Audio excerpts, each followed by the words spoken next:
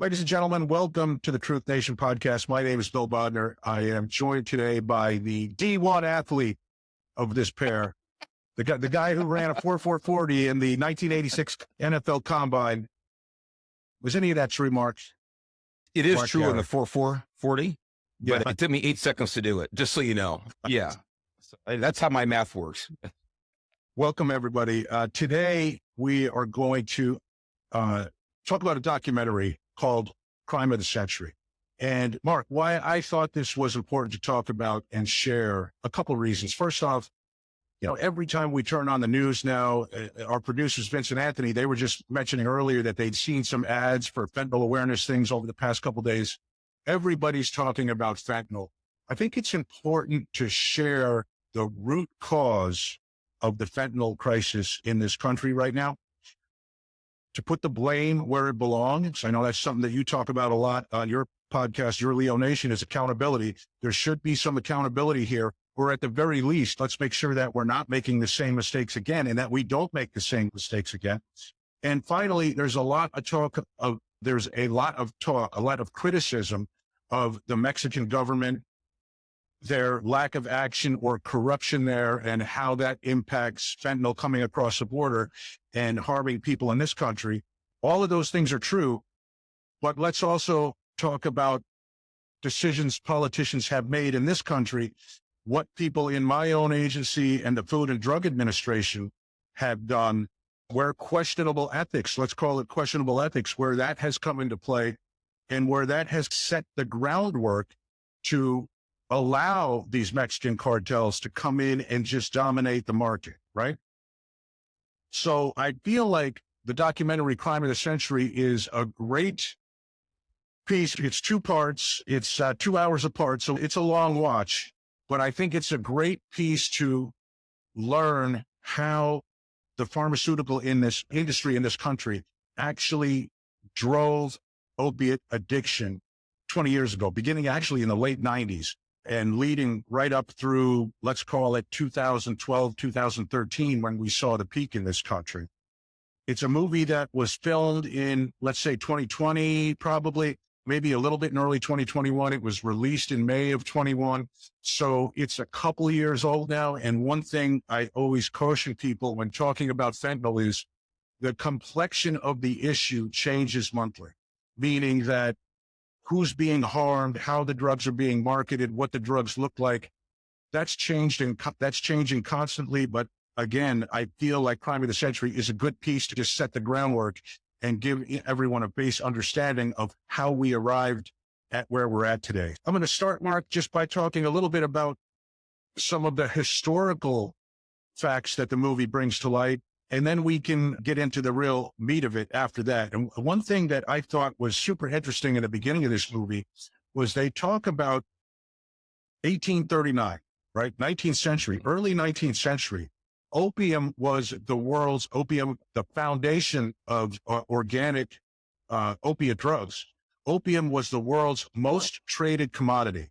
And there were Americans and American companies that were growing it in Turkey and selling it in the United States. Even relatives of Franklin Delano Roosevelt, president of the United States, his relatives even were involved in this trade of growing opium in Turkey and bringing it to the United States.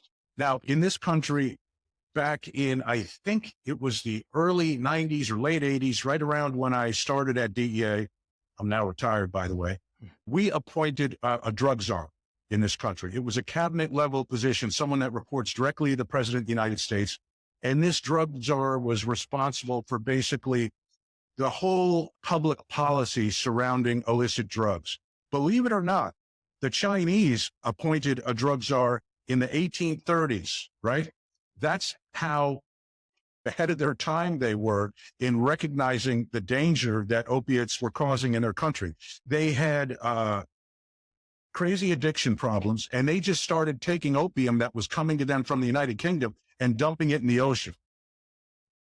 The opiate companies, corporations back then, were losing money on this and were in such fear of this continuing that they pushed the British government to actually go to war with China to stop this destruction of opium and basically prevent the shutdown of the Chinese opium market. It was so profitable to businesses in the United Kingdom, they pressured their government to go to war to keep that opiate market open.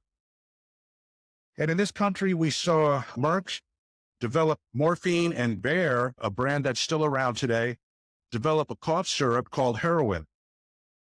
When addiction got out of control in this country, because it certainly did, those drugs were outlawed, and then it became criminalized drug trafficking. Traditional organized crime, Italian organized crime, moving powdered heroin, predominantly on the East Coast. Tar heroin, something that you probably saw a lot in your days with California Highway Patrol on the West Coast. Mexican trafficking organizations, so-called drug cartels, trafficking that on the West Coast. When that happened, there were some enterprising individuals, let's call them, in this country that got into the pharmaceutical business. The Sackler family, who we've heard a lot of over the past couple of years, and a lot of the opiate litigation, et cetera, going on, they bought a company called Purdue Frederick, and they immediately used what I guess would best be called unethical marketing or non-traditional marketing techniques to push their drugs to the market. They invented experts. They had doctors who didn't exist write kind of fake recommendations for drugs. Why did they do that? Because especially at that time, and even still today, Mark, we are a nation that puts doctors in a very respected position in our society. We believe in them. We trust them. We listen to them. We respect them.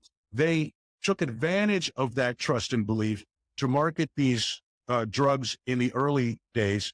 And the first big drug they had was a morphine sulfate drug called MS-Contin, C-O-N-T-I-N. And that is really where the problems in this country began. Contin stands for continuous release. We're going to talk in a few minutes about OxyContin. That's where that content comes from. It comes from the term continuous release. You take a drug in the morning and it has a coating on it, and it slowly dissolves in your system throughout the day to give you pain relief throughout the day. When they were losing the patent on MS-Contin, the Purdue company, that's when OxyContin began. They were looking for a new drug to bring to market, and that's where they came up with OxyContin, and that's really where the trouble started. So, Mark, as you watched the beginning of this documentary and saw that wars had been fought over this drug before there was such a thing as prescription drugs, what were your thoughts on the early days of opium, morphine sulfate, et cetera? It was, I'm trying to think of the right word here to be concise, which is not like me. I'm usually long-winded, but it was eye-opening. And let me go back a little bit, Bill. This documentary it's excellent, very well done. But this is why I think it's so important for people to hear this show today, to watch the documentary, Crime of the Century. It's because, look, I was in law enforcement for 30 years. Like you said, heroin and methamphetamine, any number of drugs I booked people for over the years, some for sales, for trafficking. But even with that experience in Los Angeles County for all those years, I was not aware of the background, the history, and we'll talk about opiates specifically for these purposes, really until I heard you speak at a law enforcement function almost a couple of years ago now. And I was already retired from Highway Patrol. I was working in private industry, and I was invited to go by a mutual acquaintance. And you were the keynote speaker about fentanyl. And I was absolutely amazed at the information you provided about the history, the origin of fentanyl, and how it was tied to the pharmaceutical industry. It was eye-opening, like I said a few minutes ago. And then beyond that, I did some research, like you're saying now, going back to the history. And of course, I think most people have heard about the opium dens, things like this. But again, it didn't sink in as being this global issue that even I was aware of with stories like that, thinking it being more localized and not so prevalent. And most importantly, not really tied to governments. And what you're talking about a few minutes ago about the British government and how they wanted to make sure this industry kept flourishing because it was bringing so much money into the empire. These are significant issues. And this really could be a whole different series of shows on human nature and how we have to look out for ourselves as individuals, because there are any number of people and entities out there that want to take advantage of weaknesses, and in this case, addictions. That's what my genesis is with this, is really you talking about this at a function a couple of years ago really opened my eyes, even having been in law enforcement for so long, dealing with narcotics. It's so important, I think, for people to really listen carefully to really what you have to say today, and maybe hopefully I can chime in on as well. Yeah, so I think it starts with Purdue Pharma. As I said, they were losing the patent on morphine sulfate continuous release. So what does that mean? That means that other drug makers are now going to be able to knock that off legally and create generic brands of the drug.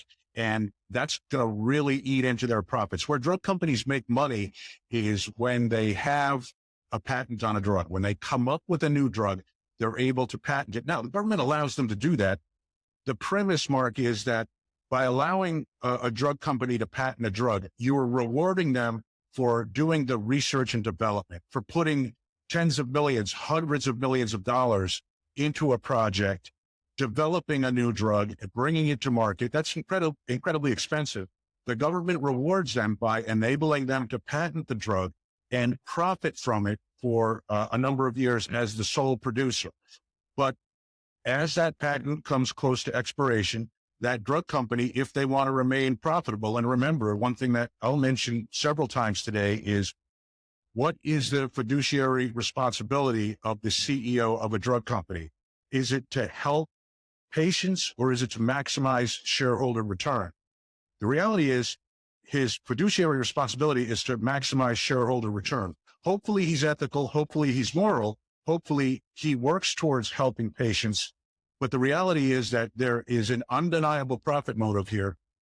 And the reason why Purdue looked to OxyContin in the first place was because they wanted to take their continuous release technology, let's call it, pair it with another drug where they could patent it and be profitable for several years going forward. Now, the process to get a drug approved, that's something that the FDA, so in the federal government, there's the Department of Health and Human Services.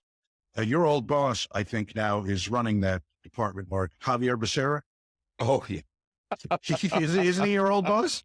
Yeah, he stayed a California boss. Yeah, technically he was. Yeah, And he I was was your happy old to see boss, him so- leave, but now he's in a higher position. So I was like, Yeah, so he is the Secretary of Health and Human Services. Underneath it, or within, I guess is the proper term, within Health and Human Services is the Food and Drug Administration. They are responsible for reviewing a drug and approving a drug, and a drug company makes an application to them with studies to back it up, right? The drug company has to pay for these studies, as I said earlier. They pay for these studies, they compile all the information, they do an expert review, they turn it over to the FDA, and generally that request for authorization to sell a drug will be specific to very certain prescription guidelines. In other words, we want to bring this drug to market for acute chronic cancer pain or something like that, right? It has to be a very specific thing. The first area where I saw some amount of, let's call it compromised ethics, Mark, in this is in that review process when Purdue Pharma was bringing OxyContin to market. There was a gentleman working at the FDA named Curtis Wright. Now, Mr. Wright has never been charged with a crime, but from the evidence that I've seen and that was depicted in this documentary, he worked with Purdue Pharma and actually allowed Purdue Pharma to craft the medical review. So it almost appeared like the company wrote their own medical review and then gave it to FDA to present as if it was the FDA review. Did you feel that way when you saw that? Yeah. And if people could see me making notes here, I highlighted just what you're talking about right now, Bill, because I think that this is really the crux of the matter. And I'm really excited for you to really expand on a number of these issues, but this is one of them. Curtis Wright is working directly with a pharmaceutical company, Purdue, to concoct the language that he knows will pass muster in the FDA to get this approved. Like he said, I don't know if he's ever been charged, and I don't think he ever was charged for the crime. But here's a question that people need to ask. Okay, why would anybody obviously compromise himself if on no other level, just from a moral level, let's just keep it right there. Why would they compromise themselves to go sit down with a company to help them write the language that was going to get their drug approved? What is the motivation for someone like this? You know, if we fast forward just, I think about a year later, lo and behold, Curtis Wright, a high-ranking FDA official, is now working for this company. I don't have any proof. We don't have any recordings. We don't have any witness statements, but I would really guess that during these conversations, they're saying, listen, if you help us get this through, you're going to have a nice fat landing, soft landing here at Purdue to come work for us for a really good amount of money. That's my guess. I don't know if that happened, but we do know that he did go to work for a company. I don't think it was just by coincidence. Now, let me juxtapose, and sorry, I didn't want to say something, Bill. So just step in real quick. So I did.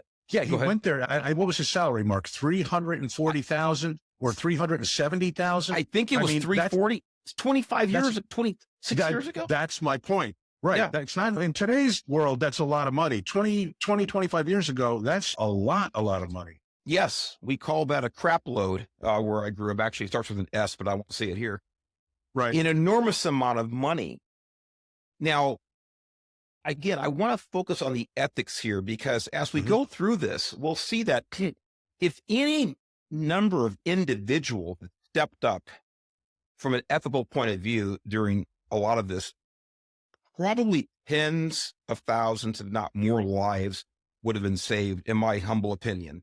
If just a few people had done the right thing in different capacities over this whole process to where we are now.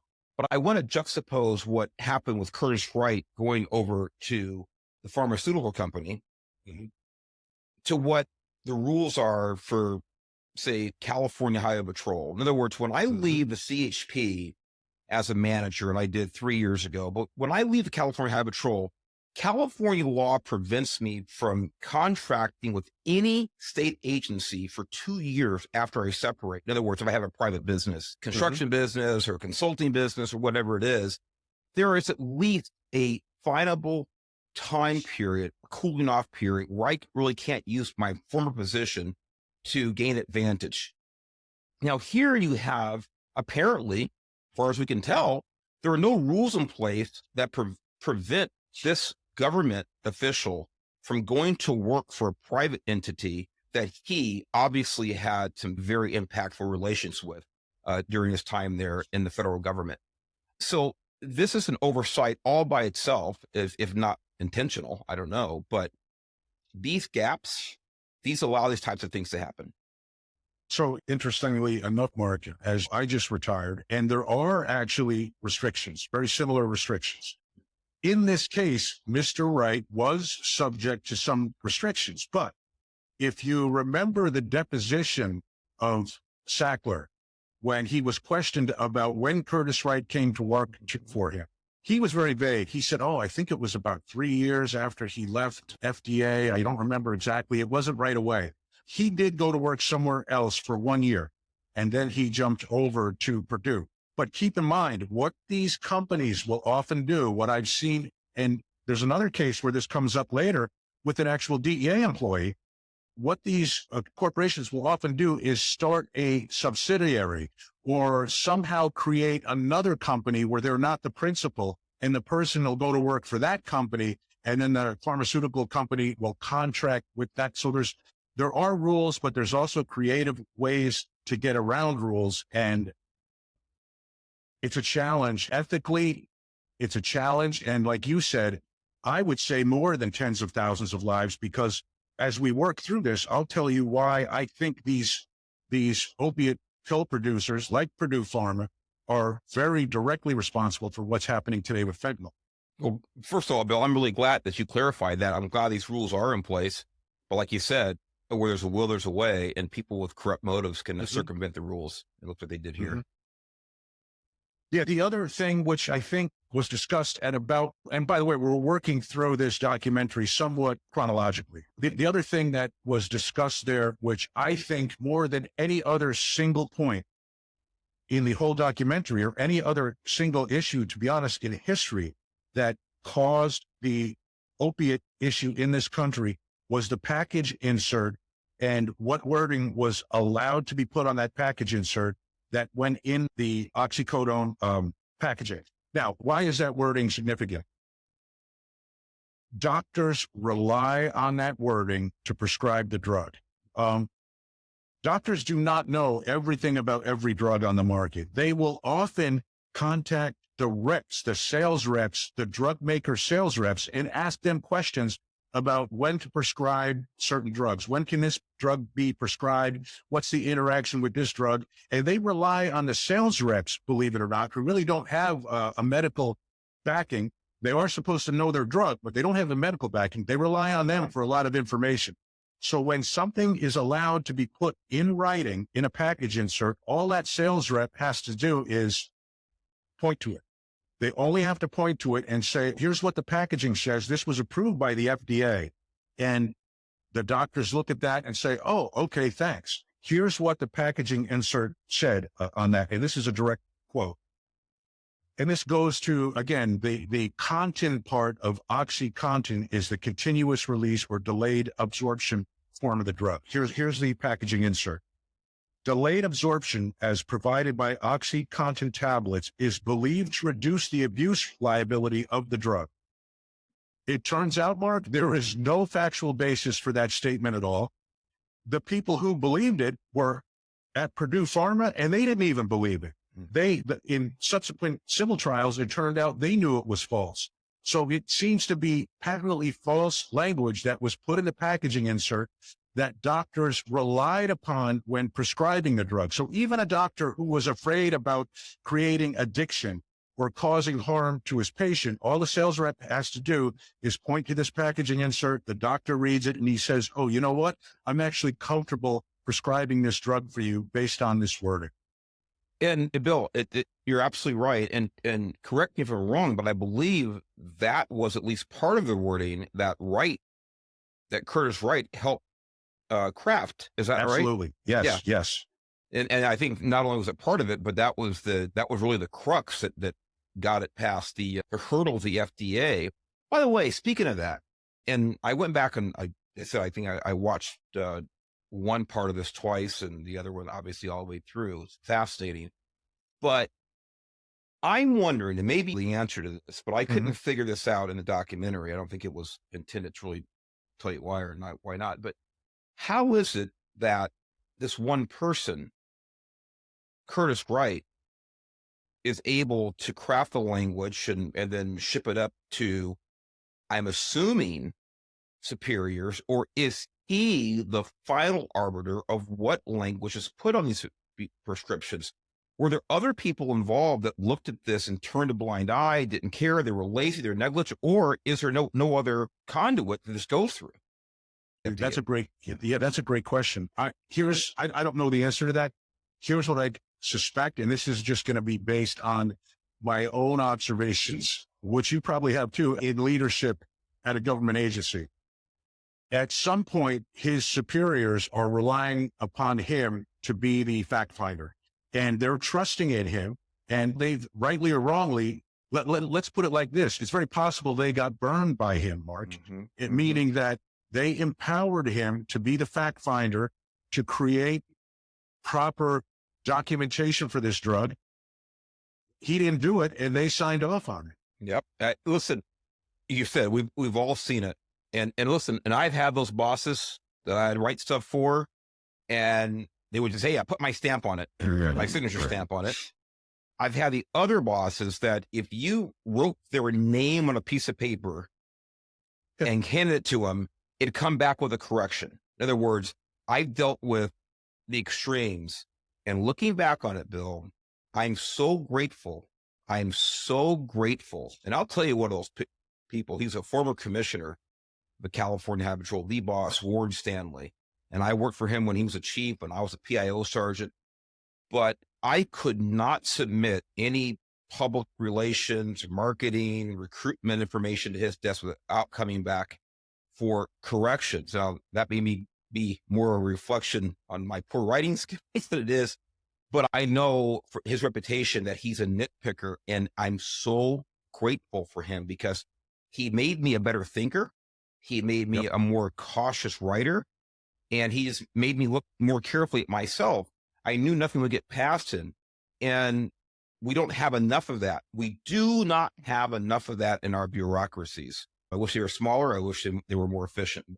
Those are wishes, aren't facts right now. So yeah, I agree. I agree with that, Mark. I think one thing I impress upon young leaders, especially when I knew I was retiring and there were people stepping up to fill different roles in my agency, is ask questions.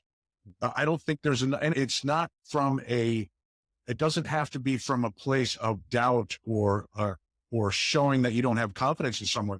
It goes to what you just talked about. Ask questions just to cause people to think more. And we definitely, I don't think there's enough of that in any bureaucracy right now. Agree with you. 2000, the year 2000, cotton sales exceeded $1 billion. They had got the drug approved. They had this packaging insert, which was basically a license to print money. They held a patent on the drug so no one else could make it. Then they started really aggressively marketing the drug. How do you do that? You need to, when you have a pain drug, you need to change the way people think about pain in society. And that's what they did. There was a big part of this documentary that talks about the creation of the fifth vital sign, where now when you went to a doctor's office, they take your temperature, they check your blood pressure, and they say, are you in any pain? How do you rate your pain? Even though it's completely subjective, they would ask you how you rated your pain. And that became almost standard of care. By doing that, they make it okay to prescribe pain relieving drugs and okay to prescribe more Oxycontin. And I just thought that was a fascinating example of when the market for, or how a pharmaceutical company can create more market for a drug, not by making the drug better or doing anything to the drug, but just changing the guidelines as to how it's prescribed, and by encouraging healthcare practitioners to ask different questions. They're able to change the narrative and make a drug more marketable. Yeah, I agree. Really creating a market didn't exist yesterday. Listen, these things right here are a prime example, Bill. 20 years ago, we functioned just fine somehow without them. And now none of us can live without them. It's just that our lives are tied to cell phones. It's a market that didn't exist. Now it does. And now it's completely, we're dependent upon these things. And by the way, pretty much by choice. Yeah. Along with that, the eating the, fifth vital thing, there were a couple of things along with this. With the FDA approving or creating whatever the term pseudo addiction. Oh, yeah. And by the way, here I've come to, I don't know, accept it, but I hadn't really thought about that term that much. It's so ubiquitous. In other words, people are not actually physically addicted to something. They just get used to taking it and they don't stop. It's not really an addiction. It's just a habit they're involved in, but they stop tomorrow, no big deal. That was also creation, I believe, of the FDA. I'm not sure of the origins of that, if it came from Purdue. But the other part of that with the cotton, the continuous release was the FDA says that because there's this continuous release, there's really no harm in prescribing larger doses. Is that a fair takeaway from the documentary? Exactly. The guy, so Purdue did invent that term, Mark. Purdue invented the term pseudo addiction. It was a guy named Haddix who worked at the company. It is a lot like you said. The only thing I'd add to it is what their contention is you're not physically addicted to the drug, but the drug is doing such an amazing job of reducing your pain. You're addicted to the pain relief. So you just happen to be taking the drug. That's not what you're addicted for. Hey, here's why that's a crock. Centers for Disease Control. Now, in 2018, I came across this information.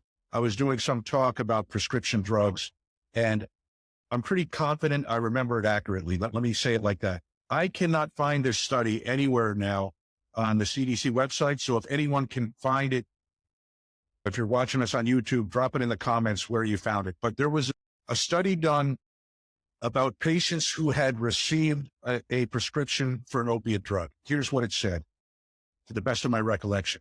It said, if you receive a 3-day prescription for an opiate drug, there's a 20% chance that 1 year later, you'll still be taking the drug and you'll be physically addicted to it.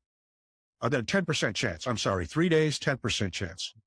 5-day prescription of an opiate drug, a 20% chance. And if you leave with a 10-day prescription, there's a 50% chance you'll be physically addicted to the drug a year later and still taking it. So it is, not only is it physically addicting, it's probably the most powerful addiction that we encounter in our society, the addiction to opiate drugs. And it's just a crock to say there's something called pseudo addiction. Why did they do that? It's exactly the reason you said, Mark. If they can take the stigma or take out not even the stigma, the danger, if they can take the danger out of the equation for the prescribing people, for the doctors are going to be more likely to prescribe it and they're going to sell more. So really it was just a marketing gimmick, to be blunt. It was just a marketing gimmick they came up with to make the drug seem more safe. That's exactly what it seems like. Yeah. Yeah. In fact, so I don't know, did you catch Dr. Lynn Webster, the talk about Dr. Lynn Webster? He ran a place called Lifetree Pain Clinic. My old organization, DEA, became acquainted with him when they kicked his door in and did a search warrant at his office. I've got to interject. When you said my former agency became acquainted, I was already laughing because there's only one way other than this to become acquainted with the DEA. Yeah. What blew my mind is number one, it blew my mind that he agreed to do an on-camera interview for this. And again, hey, just go away somewhere. I apologize. You didn't do the stuff you did. Yeah, I'm sorry for stepping in there, but I'm so glad you said that. I was like shocked. He was just sitting there in a stool there in the hallway of the old clinic or whatever, just talking away. You know what, Mark? Here's what that is. And I don't have this in my notes, but hearing you say it like that, here's what that is. That's ego. Yeah. That's ego. And we saw that when he talked about, if you recall, the female patient who died, the quantity of drugs he was prescribing to her. And when her husband intervened and said, hey, she shouldn't be taking this stuff. And he said, I'm the doctor. I'll decide what she takes, not you, or something to that effect. You can see that it seems pretty clear that this guy had a big ego. That's what caused a lot of his problem, and unfortunately caused a lot of harm. Here's what he said. Lynn Webster from the documentary. Most people exposed to an opioid will never become addicted regardless of the time they are on it. Contrast that with what I just said came from the Centers for Disease Control, right? Completely contradictory what Centers for Disease Control says. I don't know what to make of that guy. It sounds like we both agree on that, but that's a strange one. We do agree on it. And I thought the same thing, that just arrogance, ego, and how this happens. Of course, not only is it in total contradiction, a statement about no matter how long you're on it, you won't become addicted. not only is it in contradiction to the CDC posts that you can't find anymore on their website, but it's also illogical. In other words, if you're taking 5 of these pills a day for 6 years, is that not an addiction? But again, it just, like you said, Bill, it goes to the arrogance. And I think what we're seeing here, where I'm getting educated right now, we have to understand that so many of these people, these doctors, sales reps, they're all just bathing in this environment of we can do whatever we want to. The federal government has given us blessing. The doctors are saying this. The salespeople are saying this. The patients are coming in and buying more than I can get. It's just this momentum of anything goes and you do whatever you want to. And I think that's the environment in which this guy's talking and where he's coming from. And he's used to it. Yeah. He was. So this is probably a good point for me to discuss what DEA's role in this environment is. Mhm. We talked about FDA, right? They're the ones that give, let's say they give permission for a drug to come to market and they schedule a drug, meaning they look at propensity for addiction, approved medical uses, and really more so than propensity to addiction, propensity for abuse. And they schedule a drug, meaning they recommend a schedule for the drug. And then that comes over to DEA and DEA will actually either agree with their recommendation or schedule it alternatively. What scheduling means is the lower the number. Schedule 1 is no medically accepted use of a drug. It can't be prescribed to anybody.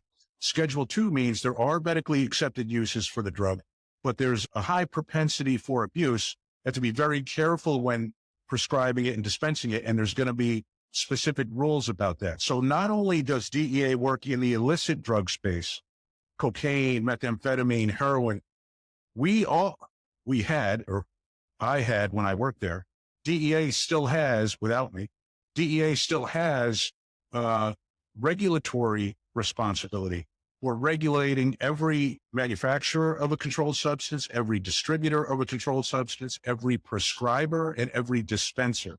Everybody in that prescription drug supply chain, if they're handling controlled drugs, not penicillin, not ibuprofen, not drugs like that, but a scheduled drug, DEA has responsibility to regulate that drug flow in our country right now. When DEA starts doing that, when DEA recognizes a problem and steps in and starts intervening and saying, hey, we see issues with abuse of this drug, it's being overprescribed, or it's being prescribed without medical necessity, or it's being fraudulently dispensed by a pharmacy. What we saw in the case of OxyContin was we saw let's call it a propaganda campaign start. So what would happen is doctors would recruit, or the drug companies would recruit doctors who would recruit patients to write letters to the DEA, to write letters to their public representatives, and to say, hey, we're being denied our pain medication. We are suffering patients and we're being denied access to our medicine. What are you going to do about it? And that's a challenge in this space. The way they put it, Mark, is they're advocating for, the drug companies claim they're advocating for victims who need their medicine. The reality is they're just marketing the drug. They're just pushing the drug. And what I noticed about OxyContin and who Purdue was hiring to sell the drug, I noticed, and I don't know if you caught this, Mark, they wouldn't hire anyone to sell the drug who had sold another opiate drug. Right. Why is that? Because that person would know the dangers associated with the drug. And when Purdue started telling them there was no propensity for addiction, or here's what the packaging inserts say, it might not make sense with them and they might question it. They found people that had no experience selling this drug who were willing to buy into whatever they were selling. That's a great point here. And I can't remember the gentleman's name. I may have it in my notes here, but he was only there for a couple of years, but it was pretty early on where he started seeing red flags. And is it Ross? That's it. His last name was Ross, yeah. Yes. And he was one of the most credible people. There were a lot of credible people in the documentary, but he was very much right to the point. He was very clear. He was very certain in his positions, and he gave great documentation and perspective in there. The funny thing is he talked about they didn't hire people with really pharmaceutical experience, let's put it that way, because they knew the difference. One of the people they hired was the stripper. Mm-hmm. Do you remember? I can't remember her name. I think she was a Sunrise exotic Lee? dancer. What was it? Sunrise Lee. Yeah, there you go. That's it. Yeah. She was hired actually by Insys later on. Yes, exactly. I said Purdue, but yet another company talking Yep. about the industry in general. Yep. But Yep. for the same reason, they were looking for salespeople, people who could push and sell anything.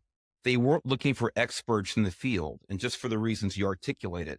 By the way, there's nothing wrong with hiring somebody because they can sell an ice cube to an Eskimo in January. That's fine, but they weren't focused on the actual legitimate side of pharmaceuticals, and there's plenty of legitimate side. They were looking for somebody who could sell no matter what.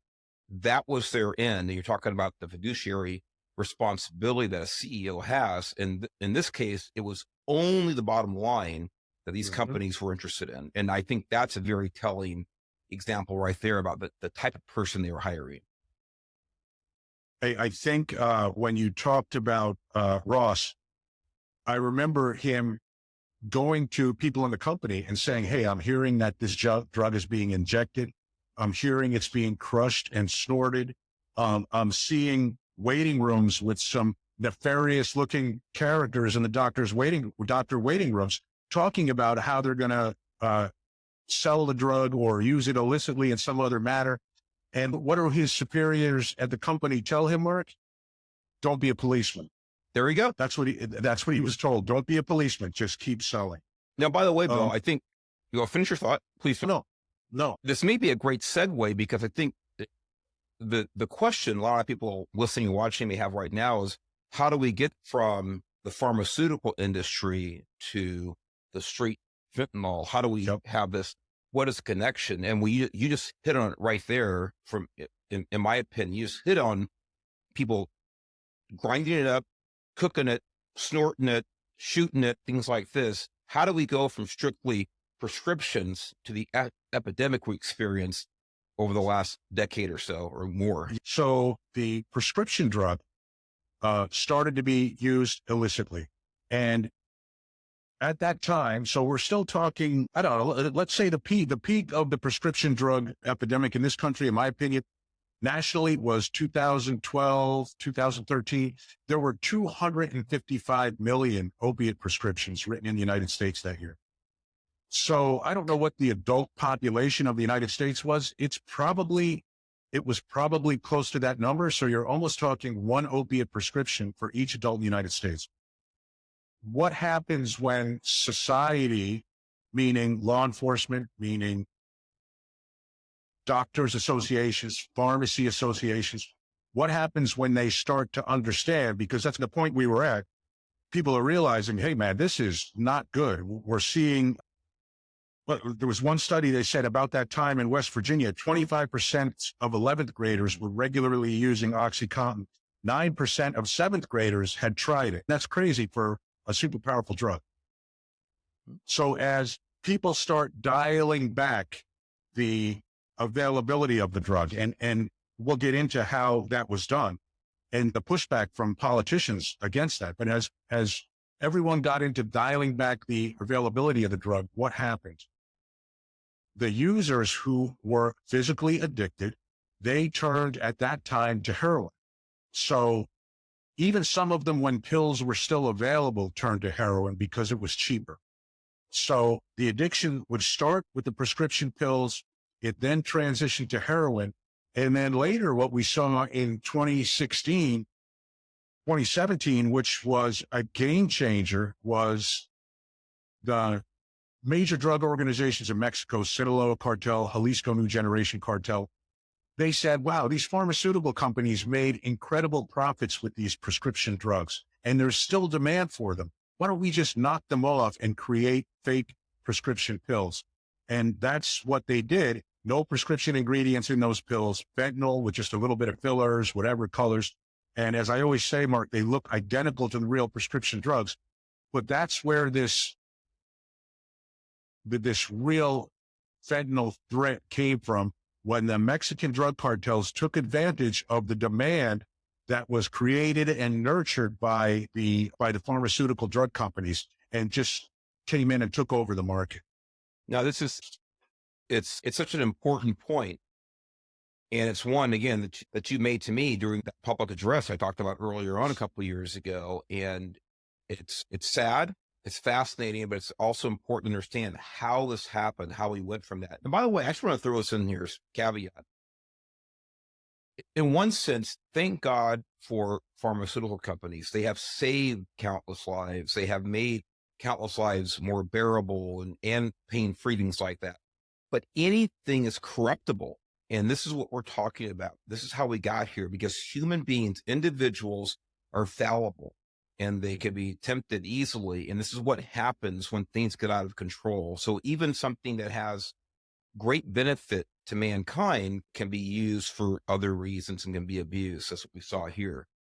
I know you say you want to get into that, but you're talking about, I think, the West Virginia community, and it's that one doctor, is it Van Zee, I believe? Van Zee, Art Van Zee. Yeah, and I'll let you take it from there. But here's a guy, here's, in my opinion, it's a hero. It's a small, tiny community. And this guy sees what's going on. And it's like Mr. Smith goes to Washington. He literally goes to Washington and does his best to illustrate what's happening in his community. And I do want you to take it there from Bill, because I think that you probably have maybe a deeper in the weeds take on this. But what happened when he went to the Senate, and like I said, because he's talked about the pushback he got from a lot of politicians. Yeah. So what's interesting is he definitely, I think you described him perfectly, small town doctor. Like I would think of him as a small town doctor, but someone who saw what was happening in his community. A local sheriff also wrote to Purdue and said 70% of the crime in his county was related to drugs since OxyContin came on the market. That's crazy. So Dr. Van Zee goes to Washington. He testifies before Congress. Now, the drug company knew this was coming, right? They knew this was coming. They started an influence campaign of their own. So who did they hire? They hired Rudy Giuliani, for one. And going back in time, Giuliani was coming right out of government service, probably didn't know too much about what's going on in prescription drugs or anything. He's retained, in my opinion, to influence peddle. He's tight with the Bush administration. And when we get to these congressional hearings, it's almost like Dr. Van Zee was dismissed. Yeah. It's almost like a lot of his thoughts and concerns were dismissed. And I know that doctor also met with Purdue. I think they came to his town or something like that, and they met with him, and they ended up offering what I would call hush money. They offered him $100,000 to use to help address the problem in his community, which he saw through, and he turned that down. But also, besides Giuliani, I think it was Chris Dodd, who is the rep from Connecticut, state of Connecticut, where Purdue Pharma was housed. Right. He was blaming the drug user. He was blaming the drug user for the addiction, saying they misused the drug. And ironically, after he did that, Purdue donated 10 times more to his campaign than they did to any other political figure. So that's where it's just like a dirty business, where lobbyist money, influence peddling, the drug companies have a lot of money to spend to do this stuff, to push their narrative of what's happening in the community. It doesn't matter if it's based on reality or not. We just heard Dr. Van Zee say it's not. His reality from living there is X. The sheriff's reality from policing that town is X. But the politician who's taking lobbyist money or for a campaign or whatever, he can take the position Y, and it's based only on what these lobbyists are telling him he should think, do, or say. Yes, very well said. And you mentioned two people there who are from opposite sides of the political aisle, Chris Dodd, Rudy Giuliani. So this was an all-comers type of situation when it came to influence, when it came from came to representation. There were a number of people that took part. Again, whether it's knowingly or just willful ignorance, who knows? But certainly across the board, people in politics were involved in this effort to expand this drug usage and turn a blind eye to the devastation it was causing in so many places. But And I know, go ahead. no, go ahead. No, I was just going to say, I know in the Western District of Virginia, they were putting a case together against Purdue Pharma. And they had collected a lot of evidence, a ton of evidence. They thought that there was misleading statements made to Congress. What they did is they wrote what's called a prosecution memo, right? Mm-hmm. So in the federal system, in this case, it was the U.S. attorney of the district who approves it. One or probably several of his prosecutors actually wrote the memo. What a prosecution memo would do is outline all the evidence in the case. Here's all the evidence in the case. Here's who we want to charge. Here's why we think these charges are justified. Is that unusual? No. In fact, there's certain rules within the Department of Justice when you're targeting a corporation or something like that, that these charges have to go up to main justice to be reviewed. Now, there was a guy named Paul Pelletier who worked at the Department of Justice in the fraud unit. He saw this memo apparently, and he came on camera in this documentary and he said, I reviewed it and I thought it was good to go. But again, there was this influence campaign being driven by Purdue to shut down this prosecution. Purdue knew it was coming because obviously they had gotten subpoenas to give up documents. So they knew what information was out there and they knew the case was being put together. So their only chance to really avoid criminal charges was to really lobby heavily to get this case squashed. That's right. And they did end up paying, after all the said and done, I think it was a $600 million fine in 2006. Now, here's the significance of that fine. To me, it looks like it was a compromise. There were enough people, there were enough representatives in Congress to realize that something nefarious was happening here. Mm-hmm. We have the emails, the documents, the testimonies from salespeople, doctors, things like this. So so Purdue pays a $600 million fine in 2006, but, and correct me if I'm wrong, but from about 1996 or 7, when Oxycontin was introduced and this whole thing starts, they had made there's about $9 billion in revenue. Is that right? Correct. So they pay a $600 million fine, a little over 5% of the revenue that they had enjoyed is paid out in a fine, and they're off the hook. And that's the end of the story there. Now, it's not the end of the story ultimately, but to that point, that was a penalty that they paid. And so everybody could feel good, go home and say, oh, we fined them $600 million, so forth and so on, and we're done with this.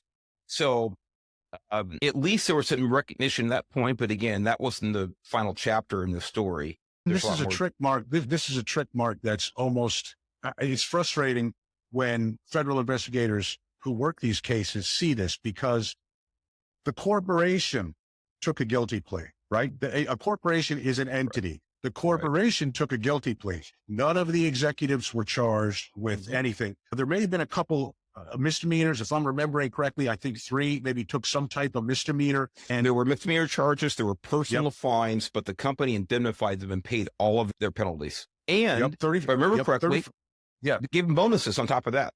They gave them bonuses. So that's exactly it, for the pain and suffering that they endured while going through this lawsuit. So there were $34 million in personal fines that the company paid for.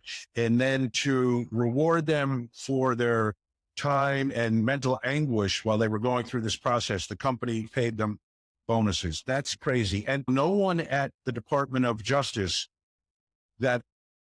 it seems like no one in the Department of Justice took ownership of the decision not to prosecute individuals. I don't know if you got that same feeling. There was 100%. A lot of influence peddling. Rudy Giuliani, Mary Jo White, going to Alice Fisher, who was the head of criminal division at that time, and Paul McNulty at Department of Justice. No one really knows who made the decision not to prosecute the members of that corporation criminally. The case goes away, and we move on. Here's why that's troubling, because if one executive got charged criminally, a whole new world would have opened up, because that executive is not going to go down alone. He's going to provide insight into exactly what was happening at that company, who was responsible. And guess what? The company knew that, and that's why they lobbied, and that's why they paid the fines for them, and that's why they gave them bonuses, because they knew that those employees who were targeted but not charged, had they had cooperated with the government, the whole company would have tumbled down, and there would have been a lot more criminal charges on people, of people in the company. You're absolutely right. You're absolutely right. That got through the first part of this documentary. It's incredibly well done, incredibly complete. But that penalty, that public exposure, that at least legal acceptance for some responsibility parlayed into some further things and moves right along. And this is where the Washington Post gets into the story here, so to speak. They wrote the story. Very good investigative reporters. Again, I might be getting ahead of the game, but I think this is really important that we had an entity here that was really curious and dug deeper than anybody had to that point in the form of the Washington Post. And now I think is it Joe? Is it Red is easy. Red is easy. I couldn't get all the syllables out. Yeah. So again, he's one of your retired colleagues. So tell us about what happened with him. Brad, he, bless his heart, he was the one guy that really, in my opinion, tried to do the right thing, did the right thing. And he was actually, the story goes that he was at a meeting with some DOJ officials, and he actually, I think it was the deputy attorney general asked for a briefing on this case. And he flat out asked the deputy attorney general, and he said something to the effect like, "It's pretty interesting. You're acting for a briefing on this case. You've never asked for a briefing on anything else we've done. Why this one?" But the real reason, Mark, was all the influence peddling that was going on. He wanted to see, the DAG wanted to see what was going on with this case. Joe saw what was happening. He was trying to, wave the flag and say, this is a major problem. And he was actually told to take a back seat and stop being an obstructionist. We have to work with these companies. It was disturbing. It was definitely disturbing to see him get shuttled aside. And I feel ethically and morally, he was a guy that just stood up and said, no, this is wrong. This company is doing something wrong. So they had done now another investigation of Purdue, and they were ready to file an immediate suspension order against Purdue. And that's serious, right? Because the company is then immediately shut down. Their license to move controlled substances is suspended. And I think, am I right about that, Mark? Is that how you're? Yeah, that's how it really hit their distributors, if I remember correctly. Yeah, maybe was it McKesson? It was McKesson. I can't remember. In fact, I don't have that one in my notes. Yep. But I do remember, if I went down a little further, it might be in there. But what they really hit were the distributors. I guess the federal law does not let the actual producers sell directly to physicians, and you have to go through a distributor. Yeah. It was Cardinal Health. There you go. And so it was Cardinal Health. Yeah. Cardinal Health. Yeah. There you go. And so the distributors were hit really hard with this, but which did not allow them to move this. What they did, the investigation found out that, in other words, the distributors are supposed to be the safeguard, the gatekeepers, and they're supposed to be able to flag unusually large shipments, orders of controlled substances going to a particular physician, a particular facility, things like this. And clearly these investigations revealed that they were turning a blind eye. The more they shipped, the more money they made, and they were not doing what federal law required. And so this investigation ended up shutting them down. If I get this, in other words, I have You would go from a 5,000 pill to a particular, say, facility, then to 20,000, 50,000, 100, and 100,000, and they do nothing. They don't make any inquiries. They don't reach out to the DEA, to the FDA, nobody. And these were the practices that were uncovered in the Washington Post investigation, and probably to some extent with Renazizi. And again, now here's a case where the federal government allow the distributors to pay minimal fines for these really high level violations, but they didn't put them out of business. Yeah, 130. So yeah, Cardinal Health, $130 billion company. DEA hit them with an immediate suspension order. They paid a $34 million fine, admitted no wrongdoing. And where Joe got into, this goes back to what I was talking about earlier, where Joe got into, I don't want to call it hot water, where he got into conflict with his superiors and with the Department of Justice was DEA uncovered information that Cardinal was continuing with the troubling behavior, that they hadn't really improved their systems. We're getting up to 2012 and DEA is ready to file another immediate suspension order against Cardinal Health. And this is when there's another influence peddling campaign.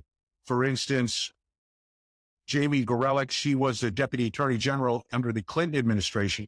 When she left the Clinton administration, she went to a company called Wilmer Hale. Cardinal Health retained Wilmer Hale, and then she reaches out to the James Cole, the Deputy Attorney General from 2011 to 2015, and talks about, hey, DEA is coming after us again. And who knows what the conversation was. If I had to guess, I would say it's something along the lines of, hey, we're trying to improve, we're trying to provide access to patients, et cetera, et cetera. But DEA went ahead and filed the ISO, and an appeals court actually ruled with DEA. So that's when it takes us to the next step, where the company now had been hit with 2 ISOs, and they said, hey, we can't play the game under this set of rules. We have to change the rules. And that's where a gentleman named Lyndon Barber comes in, who was employed by DEA as a lawyer. He left and started his own law firm, and then he was contracted by the pharmaceutical companies to actually rewrite the law. What did you think when you saw that piece about Lyndon Barber and the creation of I think it was called the Ensuring Patient Access Bill? Yes. Yeah. Yes. What did you think when you saw that? I'll tell you right now, when I saw the name of that legislation, and what was it again? Ensuring Patient Access. Yeah. When I saw the name of that legislation and I saw the effect of the legislation, the real intent of it, I immediately thought about the double talk legislation I dealt with all the time in California, Sacramento. And what public safety this and improve law enforcement this, and everything was designed almost exactly opposite to what the headline, the title of the legislation would be. And this is a prime example. So what I wrote in my notes here, watching this, when I looked at this, the former AG, talking to the current AG, talking to the DEA, this and that, all the influence, I worked, by the way, love it or hate it, I don't care, but I put all this equals swamp. Yes. Swamp. That's the only way to put it. And in my opinion, it's all so incestuous. And you have all these former government officials now working for God's sake, now working with companies that they personally previously were involved in prosecutions of. It's certainly criminal investigations of, at the very least, and now they're working for them, which is not unique in history, in American history, but the level to which we see it now, if not unique, it's very unusual and very disheartening. So that's what I think about that. I put down swamp, and it reminded me of the double talk we see so often in legislative bills. The bills have nothing to do with what the title of the bill may indicate. And that should be something for all of us to watch very carefully, ladies and gentlemen. Why would the author of a bill, the author of a legislative article, be so afraid of simply putting boldly exactly what the legislation is there for, because they know that if anyone dug deep, it's not to their benefit. It's not to the benefit of society. It's the benefit of a certain group or certain entities, but not the population in general. They have to disguise it. And this is a prime example of this legislation. They wanted to disguise the actual intent of the bill. The intent of the bill was to increase the profits of these pharmaceutical companies, period. Mark, when you see, like this case in particular, when you see this, do you think, hey, these politicians were duped by the drug companies, or do you think it's even more sinister than that? There's certainly, I think, look, anybody can be duped if they're lazy. In other words, being duped sometimes, it's just a matter of just not reading, writing, like you said, ask a question. We talked about there earlier how important it is. Look, there are in investigations where I look at them, just a cursory view, and I think, oh man, that person's done for, or, oh, nothing happened here. In other words, these extremes. And then I'll go back and look at it a week, a month, or 6 months later, read in detail. Oh my God, was I off base on this? I'm so glad I went back and read. In other words, is that being duped or is that being lazy? And by the way, it can be a combination of both. Someone tells you something, you really? Okay, you're not messing with them, whatever. And so you are duped, but the responsibility is on you as an individual representative, whatever it is, to find out what the truth is. So the other part of that is, so anyway, yeah, you can be duped, you can be lazy. The other part of this is there's no doubt that a lot of these politicians, the elected officials here, Bill, were, I think, intoxicated with the attention and the funding that they were receiving from these companies. And I think sometimes people are as intoxicated with attention, just that, as they are with any financial gain or campaign funds or things like this. That's intoxicating as well. Oh my God, I have the CEO of so-and-so company, or I have the representative calling me, taking me to lunch, whatever. It can be intoxicating, and people let themselves run away with these types of emotions. I know it sounds very philosophical, but clearly, I think, in my opinion, these things happened. Other ones, like going back to Curtis Wright, I think, in my opinion, I think it's 100% where he wasn't duped. He wasn't anything. He was out for himself. He wanted the cold hard cash. He was probably promised something that $340,000 or $70,000 a year salary. Fine, I got it.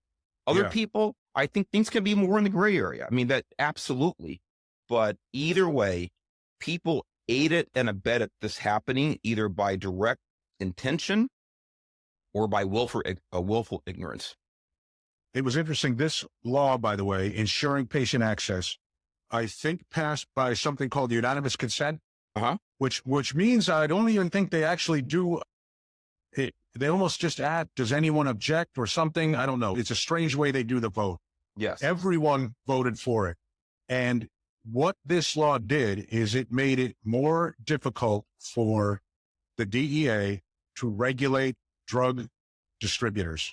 It made it a lot more difficult for DEA to halt the shipments of drugs when DEA noticed something was amiss.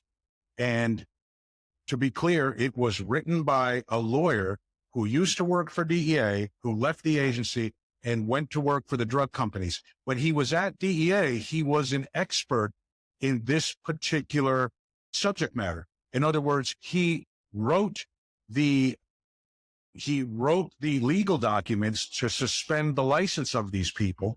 And now, or at this time, he then went to the drug companies and wrote a law to make someone still at the agency unable to do what he did, if that makes sense. So it's really, and the amount of money that some of these politicians got, Mark, I just made some notes.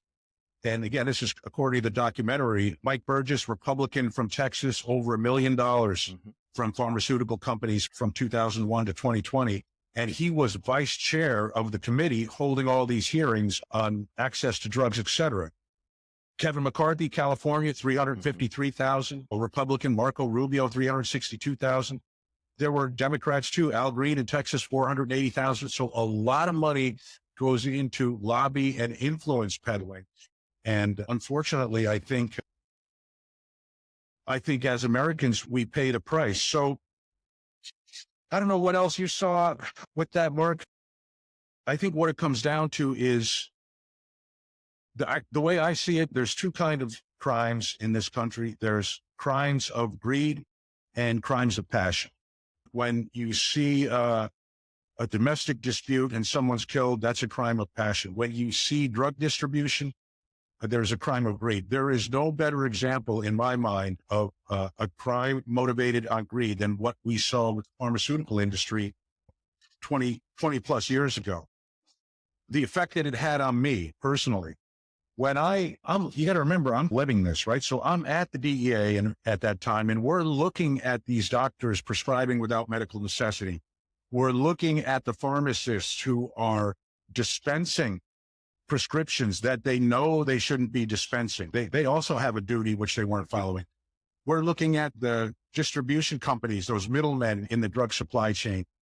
And when I look back and I see the package insert or see that really the FDA could have put a stop to this or could have really controlled this a lot better at the beginning, it caused me to lose a little bit of faith in the Food and Drug Administration personally, and also to look at prescription drugs a lot different. Mm-hmm. You know, up until that time, Mark, a doctor told me to take a prescription drug. I was going to take a prescription drug. Again, like we said when we opened today, the doctor is someone who we respect in our society. We trust. They told me to do something, I'm going to do it. No more. After this, and after I saw where sometimes, not all the time, of course, but where I saw where their motivation was, that in some cases it became greed and the marketing of drugs to make money rather than actually providing a benefit, a health benefit to the American people. I said, man, it's my responsibility. It's my responsibility to know what I'm putting in my body, to do the research on each one of these drugs. I can't trust the drug company or the FDA for that matter to tell me what's safe. And finally, and I'll hear your thoughts on that in a second, but finally, the reason I wanted to do this particular show and why I think this show is important to do today is because as we saw prescriptions of opiate drugs come down, right? Starting in 2012, they started coming down. There was another drug that prescriptions started going up just as fast as opiates were coming down, and that is prescription stimulant drugs. Adderall, the best known example. The number of Adderall prescriptions today is multi-X times what it was back in 2012, 2013. So what happens is pharmaceutical companies say, we're not going to make our money on prescription drugs anymore. We have to look for a new market, and that market has been stimulants. Look at the increase in ADHD. I'm sorry, the ADHD. I'm lost for the word, Mark. You got to help me. Diagnosis? Yes, that's it. Good guess. We'll edit that out. Right. Yeah. Right. No. Look at the increase in ADHD diagnosis and all these things. So they've actually, many of the strategies that I saw them use with opiates, I now see them use with stimulants. And I've even seen, maybe you've heard of, but the drug companies have been very smart in this. Lately, there's been talk about an Adderall shortage in the United States. The DEA actually gives a quota. They set a quota is probably a better way to describe it. They set a quota on how much of each scheduled drug can be made. The drug companies weren't making their quota, right? They weren't making all of the stimulant drugs they've been allowed to produce. Why is that? I think it's genius. With opiates, what they did was they drove demand and then they drove production, and they got caught doing it. Now they're driving demand and they're just sitting back and not making the production. They could produce more drug today and they could sell it, but they're not because they're being overly cautious. And what's happening? Congress is now saying, hey, DEA, why is there a shortage of this drug? The DEA and the FDA recently wrote a letter asking the drug makers to make more stimulant drugs. Interesting. An unbelievable thing. Interesting. What happens now? in 10 years, when we have a huge problem with stimulants in this country, and by the way, Mexican drug cartels are already knocking off Adderall pills. They're using methamphetamine made in Mexico, disguising it to look like Adderall pills, shipping them into this country. So what happens in 10 years when we have this huge stimulant addiction problem in this country, and we start looking at the drug companies? They can put their hands up and say, we thought there was an issue, but we were actually told by the government to make more of this drug. That never should have happened. The regulators and licensors should never, ever be in the business of telling someone you regulate what production you should make. Leave that to the private sector to determine, because now, in my opinion, we've given them an out, and we've given the drug companies something they can point to when they're accused of many of the same things they've been accused of with opiates. And they can say, hey, listen, we didn't get crazy with production. You told us to make more. And that's where we're at. So I guess my point in saying all that, Mark, is I'm concerned that 20 years removed from this crazy crime of the century, we're seeing the pieces in place now for another crime. And have we learned from what we've been through with opiates, or are we going to repeat the same problem again with stimulants now in this country? Once again, Bill, you opened my eyes, because that's all news to me about the retardation of production. But your assessment is dead on. That's actually happening, that these pharmaceuticals they learn from their mistakes, and they're setting themselves up to be immune in the future. But again, where there's a will, there's a way when it comes to corruption and abusing any system. And it only comes down to individuals being willing to step up and to do the right thing. In this case, it takes a lot of individuals and a team effort to do it. Your assessment about the medical field, about physicians, I unfortunately could not agree with you more. And the combination of the opiate addiction crisis, the COVID vaccines, I am not an anti-vaxxer. So no, please, you can throw those labels out, make the comments if you want to. I have all the vaccines from a kid on up. I just got vaccinated for the flu. Sometimes I don't. But I got to tell you the truth. I felt that I had doctors that told me one thing before I got vaccinated. And a year later, after I've been vaccinated twice, this is COVID, and I had COVID after the second vaccination. I went in and told him, I said, Doc, he told me that this is going to be a firewall between me and the virus. Oh, I never told you that. I said, you told me it's 95% effective at preventing the contraction. No, I didn't. Doc, I've been coming to you for 10 years. For 10 years, I've been in the same exam room every year for my annual physical, every year. You stood right there in that corner. I sat right here on this table, and you told me, I told you I wasn't going to get vaccinated. And you said, why? I said, we're relatively young. I'm healthy. I don't have any underlying health conditions, blah, blah, blah, blah, whatever.